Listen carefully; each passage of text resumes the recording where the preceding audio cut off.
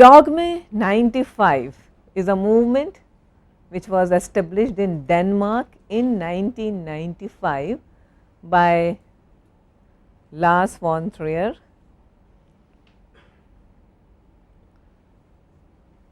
and Thomas Winterberg, and they set out or they placed a manifesto, and they call their manifesto, refer to it as a vow of chastity, that they should be, it's like a religious text, we will stick to it, to the dogma. So, the idea was to focus on the form of cinema and not necessarily the content.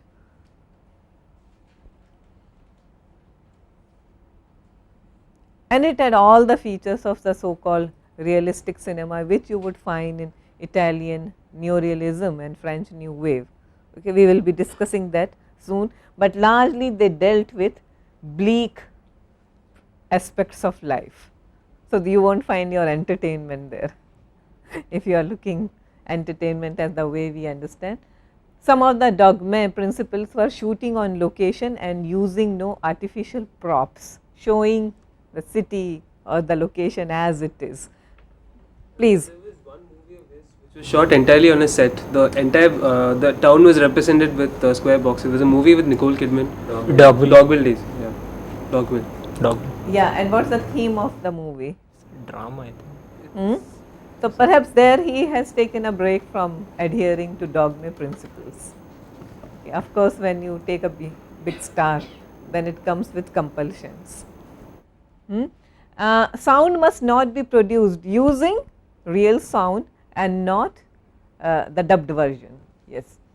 Camera must be handheld, and if you remember this particular clipping from Dog Day Afternoon, you do feel that the camera is never static. It's spanning around, it's moving, it's as restless and edgy as the characters. Color as it is, natural, with no special lights to beautify it, no optical work and filters. What do these so called filters do? Camera filters, if you are interested in photography, no one is using a filter to capture me here, let me assure you.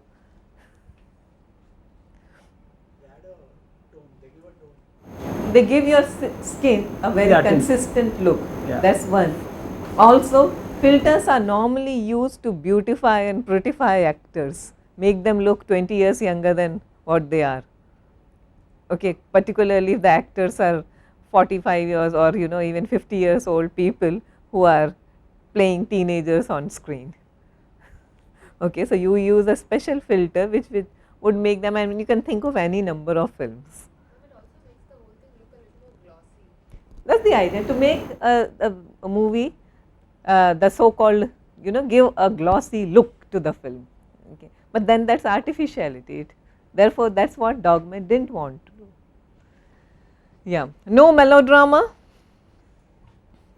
I want you to understand what is melodrama. Explain to me what is melodrama.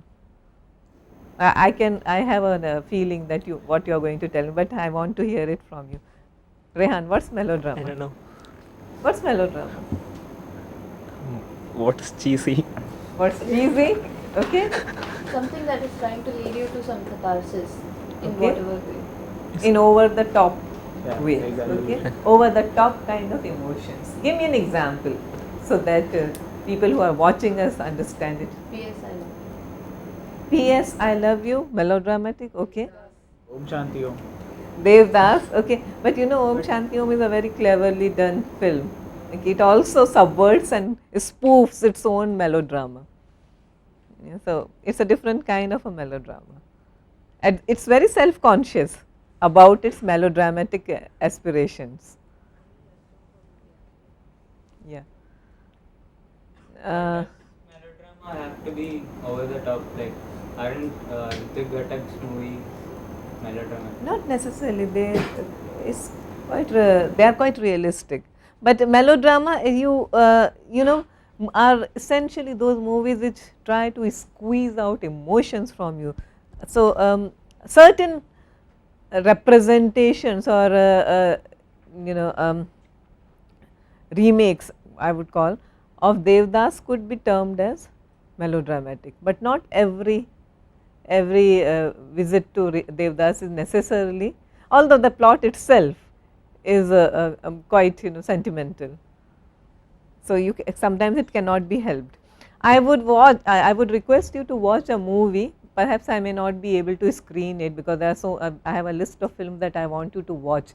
It's called 21 grams. 21 grams. Sean Penn, Benicio del Toro, Naomi Watts. Okay. Critics have often interpreted 21 grams as a very good example of melodrama. Okay.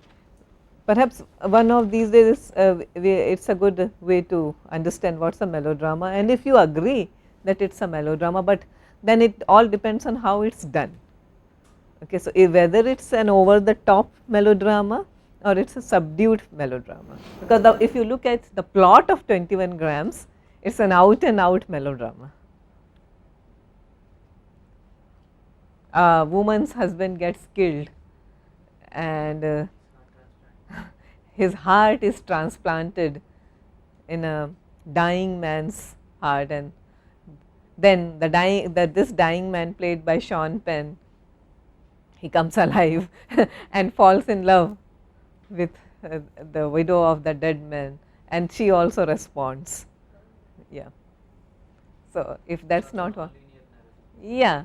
So, lots of is the narrative that saves the movie, right. So, it is a plot is melodramatic.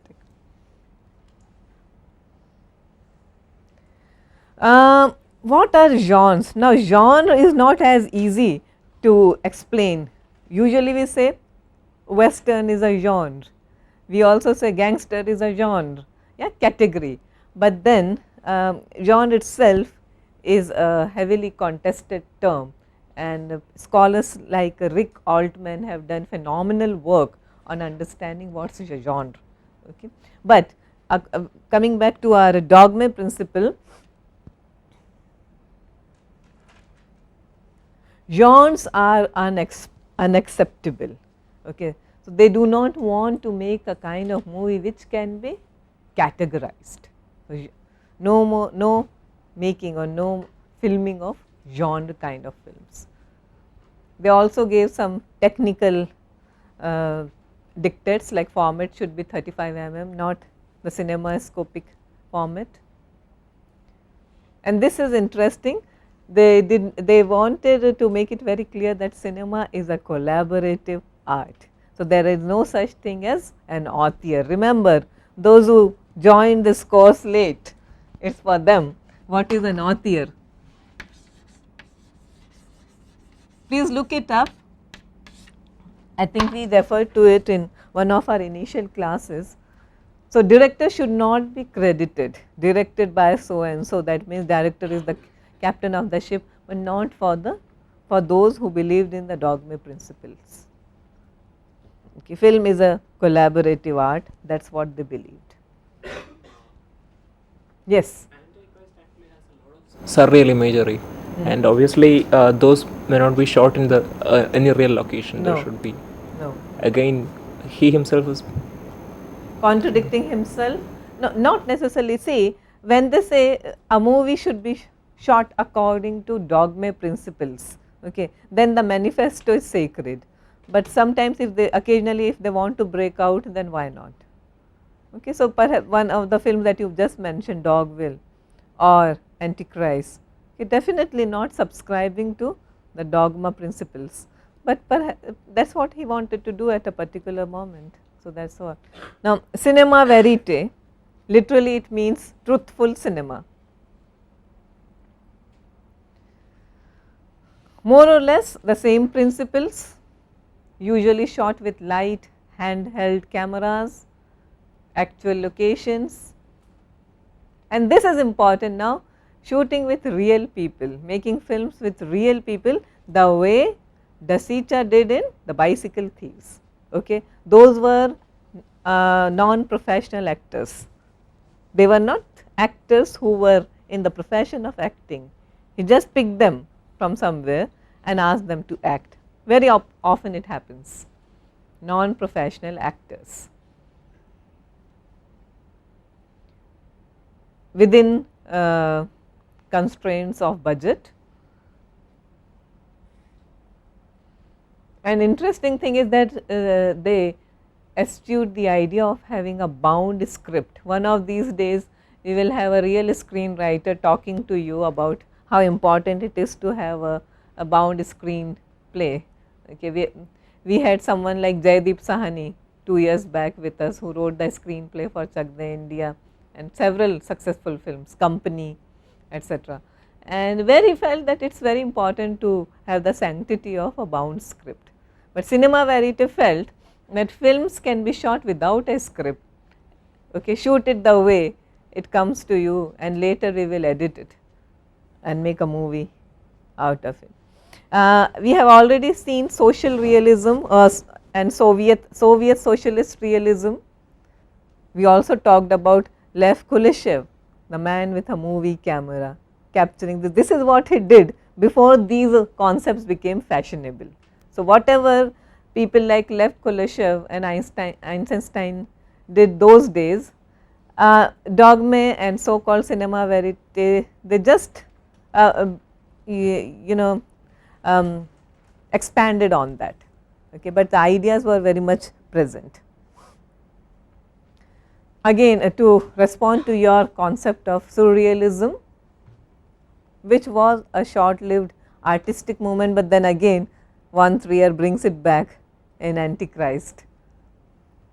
The idea was to explore subjective and not objective. We were talking about distinction between objectivity and subjectivity. So, here to capture the dream like states, capture subjectivity during dream states, and was concerned with subverting the logic of representation. Surrealism on the at one level plays with the narrative form. I will give you some example. Now, this is a still from Chien Andelo by Louis Brunel, a Spanish master.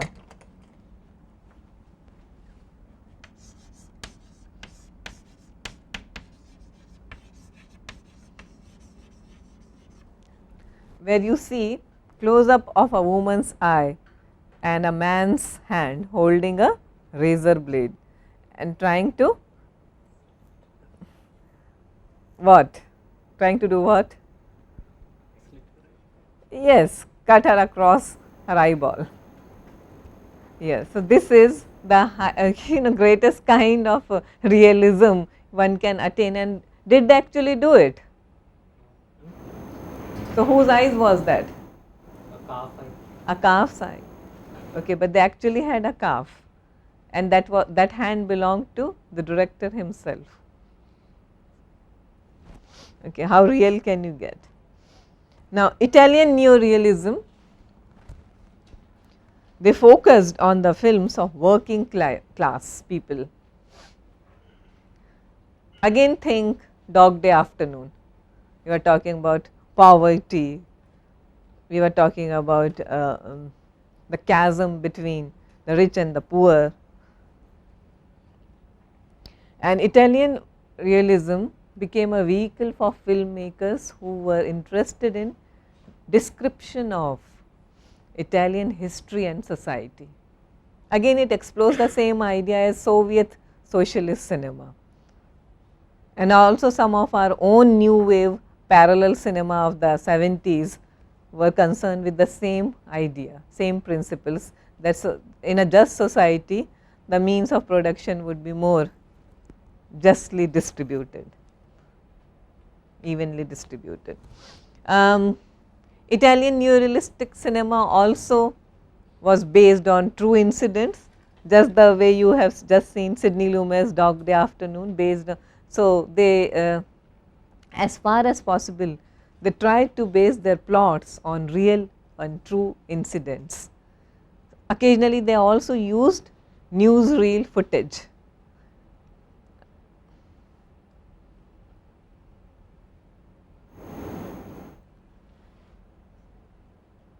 as in cinema verite and as in Dogme principles manifesto, they aspire to shoot films on as much as possible on actual locations,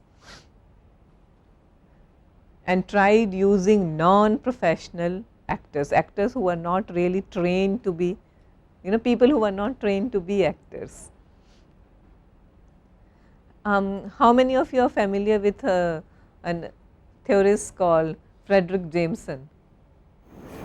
Are you? Not really. Frederick Jameson, The Political Unconscious is a book, and also there is another book called The Signatures of the Visible. And Frederick Jameson, who is supposedly the most influential literary critic of our times, he has written extensively on several aspects of our lives and cinema and society, where he discusses threadbare Dog Day Afternoon. So, Italian neorealism, the plot and characters were often used as a vehicle for ideas. Those of you who are familiar with the works of Bertolt Brecht, the German dramatist, he uses a term called agitprop, agitation and propaganda. Agitprop, agitation and propaganda. All art should lead to agitation and propaganda. That means, in other words, art should be a vehicle of ideas, not just for entertainment. So, legacy of neorealism is extremely impressive, and if you look at films of Satyajit Ray, especially Ray's early cinema, you just mentioned Ghatak. Okay, if you watch his cinema, then you will understand that how these people continued the legacy of the neorealists. Roberto Rossellini, another practitioner of Italian neorealism, and one of his most well known movie is Open City Rome, 1945. Again dealing with a particular historical event and having non-professional actors in the lead roles, shot on actual locations and in natural light with natural sound. The Sichas with the bicycle thieves, and many a time we are asked what is surrealism and how far is it different from realism. So, I told you surrealism is concerned basically with interpreting a state of mind, dream-like state. Magic realism, on the other hand, is associated with the fantastic in films and literature, of course. So, many of these Latin American writers, Isabella Allende, for example, Laura Esquivel, like Water for Chocolate, they resort to using magic realism.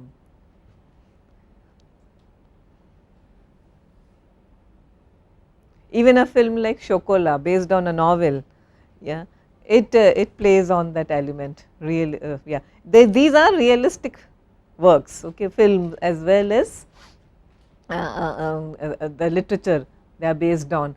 But why use the element of magic realism at all?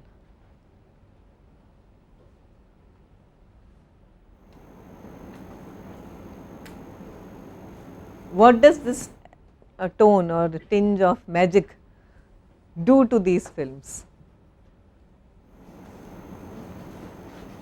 In the case of Chocolat, adds another layer to the character of. Okay. Whenever they want to portray a character which is non-conformist, it is always safer to use magic realism, okay, because many a time when you present them in a stark realism, they may become monotonous. Okay. So, that is the idea. Marquez does it all the time, Salman Rushdie does it all the time, okay. Magic realism. Now it has become, now magic realism has become a commonplace device. Practically every second writer uses this device, but that was not the intention and purpose. It was used for a reason. It has become like as common as jump cut now. You're a magic realist. Oh, Pan's Labyrinth is another interesting movie. We should be doing it. Well, it combines elements of realism and magic realism. It's not, no, because when certain filmmakers and writers, they want to convey certain political truths, they resort to magic realism. That's the idea. When they want to add a layer to the character, as she said, they resort to magic realism. Otherwise, it will end up becoming a documentary. So that saves it from becoming a documentary, but still it tries to convey certain truths. Not exactly magic realism, but we are, it has a category of its own. See, we are going to now look at a, there is no category, genre, there is no genre, but broadly speaking, Eternal Sunshine is cinema of the mind. Okay. Its mind has several layers to it. Yesterday we were discussing Old Boy, hypnosis, erasure of memory. So, all these things are also done in Eternal Sunshine. So, cinema of the mind, Memento. So, Pan's Labyrinth, of course, by Del Toro is definitely an example of magic realism. And these are comic films. Liar Liar, Bruce Almighty with Jim Carrey. They employ magic realism in order to convey certain comic element. Okay, they have no other higher purpose. Entertaining films, watch them, but definitely, and they are not. We couldn't call them realistic also, but they do employ the device of magic realism. Yeah, this is what I was looking this is what I was talking about. As contrasted with poetic realism, you have the category of dirty realism. So, the word itself says it all. Okay, poetic realism, you understand what is poetic realism, and dirty realism, you understand, I mean, think Slumdog Millionaire as an exemplar of dirty realism. Think Trainspotting, that is one of the greatest movies ever made. Bleak stories of everyday life and told bleakly. Okay, there is no romanticization there. There is no glossing over there. Okay. And very closely associated is the idea of gritty realism. Life and its struggles in realistic manner. Again, look, think 127 Hours. Ken Loach is considered one of the greatest exponents of gritty realism. Ken Loach. Absolutely. The movie, what was that movie that beat Lagan at the Oscars? No Country for Old. No, oh no, that was No Man's Land. No Man's Land is a very good example of gritty realism. Watch it, okay, it's not as bleak, but yeah, of course it deals with not so glamorous aspects of life. After all, it's about war, but watch it, yeah, a wonderful movie. Whereas the realism in Lagan, the so-called realism in Lagan, and you contrast it with No Man's Land and you will understand. Yes? Gangs of Wasseypur, of course, yeah. But then you know, again we are talking about the parallel cinema movement in India, which is happening, which has become mainstream. Dipakar Banerjee's movies basically are, I mean, think Shanghai, okay. Shore in the City, yeah. All these city symphonies, okay, they are basically adhering to these principles, but then of course they are glamorized versions. I mean, Once Upon a Time in Mumbai, okay, I do not have to elaborate on that.